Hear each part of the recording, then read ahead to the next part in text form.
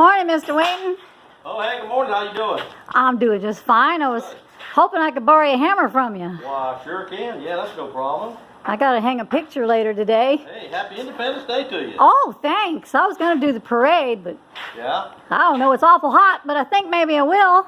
There you go. Good gosh, look at that flag. Yeah, that's an old one right there. Sure has been through something. Yeah, that's been through the mill right there. That kind of reminds me of an old story old fella told me one time. Yes, sir? Yeah. Yeah, he said I took a walk through a county courthouse square, and on a park bench, an old man was sitting there. Told him, I said, your courthouse is looking kind of run down. He said, no, it'll do for our little town. I said, well, your flagpole has leaned a little bit, and that's a ragged old flag you got hanging on it.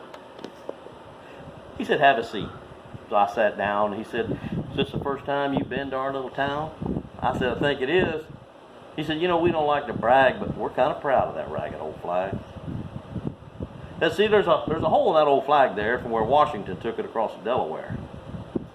She got powder burns the night Francis Scott Key sat watching it writing, oh, say, can you see? She got a big rip down in New Orleans while she had Pakenham and Jackson tugging at her seams. And she almost fell at the Alamo. Beside the Texas flag, she waved on, though.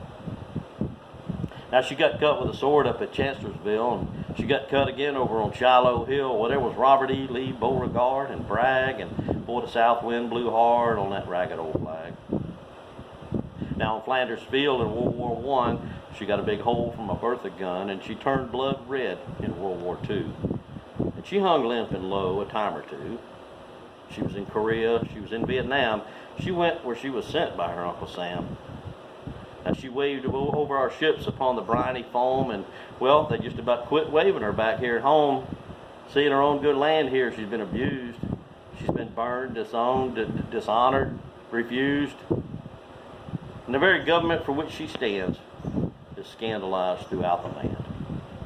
Now, she's getting threadbare, she's wearing kind of thin, but she's in good shape for the shape she's in, because she's been through the fire before. And I believe she could take a whole lot more. So we raise her up every morning, we take her down every night, we don't let her touch the ground, and we fold her up right.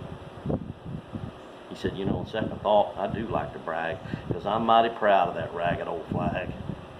About that time, that old country gentleman stood up next to me, stood there and took his hat off, and he stood there and said, son, because I pledge allegiance to that flag of the United States of America, and to the republic for which it stands, one nation under God, indivisible, with liberty and justice for all. God bless America.